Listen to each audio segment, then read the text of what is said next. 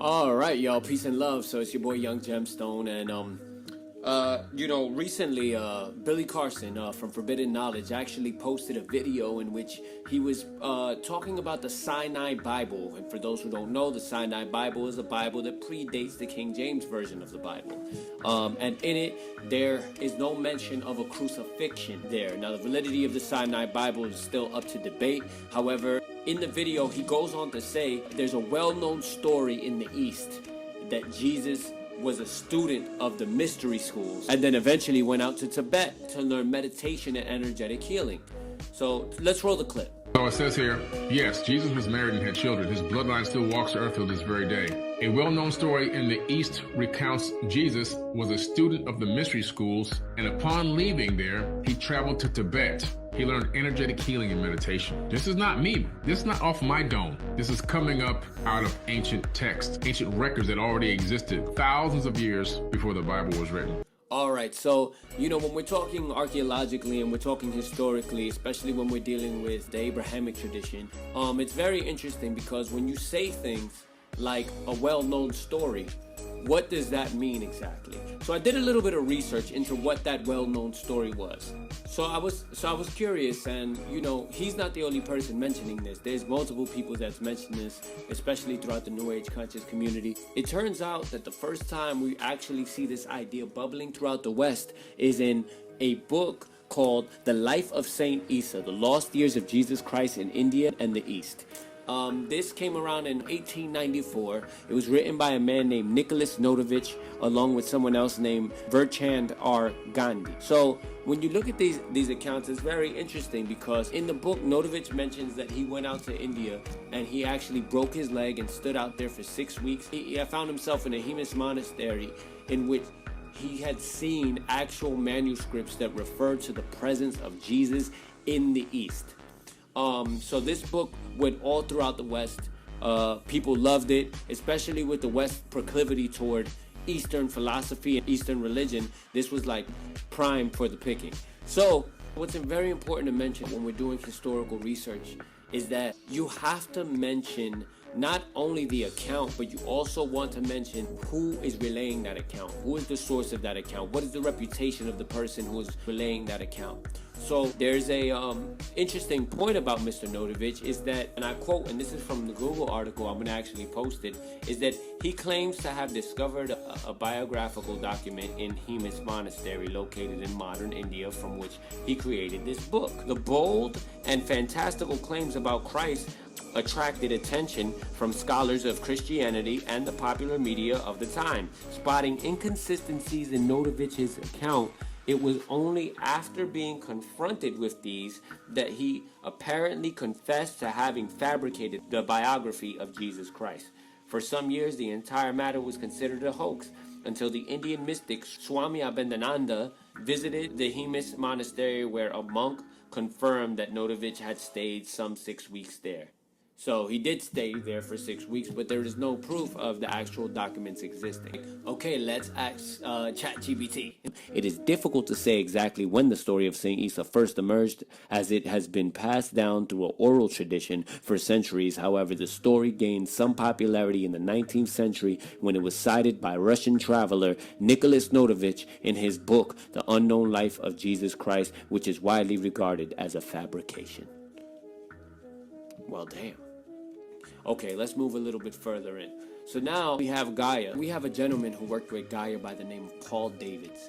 He did an investigation with Gaia and went all the way to India, traveled 4,000 miles to do some research to see what the evidence is for Jesus' presence in India. The interesting part of this is that he was actually in search of some manuscripts. When he went to search for the manuscript, he actually says that he didn't find any manuscripts at all. Roll the clip.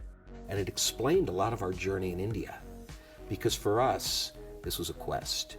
If we could actually see this document and proved it still existed, if we could even prove the chain of those who saw it subsequently, that had validity, what a contribution we would be making.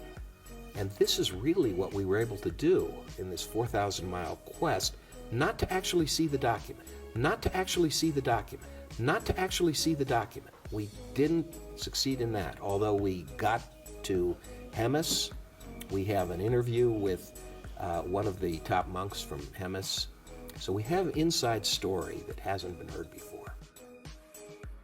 All right. So he said that he actually didn't get to actually see the manuscripts, but he had some stories that were never told before. Wonderful. That's not enough to make a claim for me. He also cites these other sources, one of them being the Aquarian Gospel of Jesus Christ that was written by Levi H. Dowling, who he said was a channeled message from the Akashic Records. Which to me, honestly, when we're dealing in the realm of truth and seeking truth, then we have to deal with a few facts. The thing about truth is that it resonates on all levels. If it can be found as true in the astral realm, it should be traces of it in the physical realm as well. But with the Aquarian Gospel of Jesus Christ, his fact is that somebody went and channeled it. They went and got it from the Akashic Records and transmitted it down. Then we also have the head priest at the temple in Jagannath, who he called the head of Hinduism, said, oh yeah, Jesus was over here. Then you have another piece of evidence, which was Yogananda, who is, prized with bringing yoga to the West, who also claimed, yes, Jesus was over here. But my question is, what is the evidence? Where are the papers? So far we're making claims that we don't have the manuscripts that are claiming to exist. The person who invented it said that he fabricated it. And then all the people that are claiming this are not proponents of the Abrahamic traditions, but proponents of the Eastern Hindu Buddhist philosophies. So to me, it almost sounds like someone is trying to hijack Jesus. Like, why don't we have contemporary Christian scholars pushing toward this idea? It's because its very foundation is something that is shaky. Now, some people like to make the correlation between Krishna and Christ. Well, first off, Christ is a Greek word, so I mean it's not Aramaic, it's not the language that Jesus spoke, and it's not what he would have been called anyway, so that one would not necessarily connect.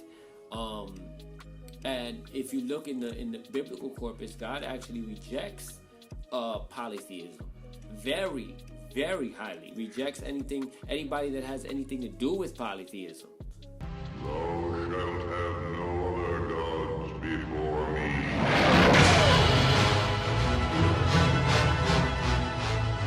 See, they love Jesus, but when it comes to actually taking part in what he actually did and the way that he said to actually pray and so on and so forth, then it gets a little bit shaky. This is all a part of trying to make India the mother of spirituality, which is not. I mean, like, it definitely has its powerful principles.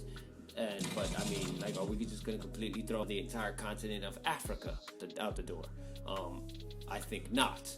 And then here you have another gentleman who actually helped in the advancement of this idea by the name of Edward T. Martin, who wrote a book, King of Travelers, right?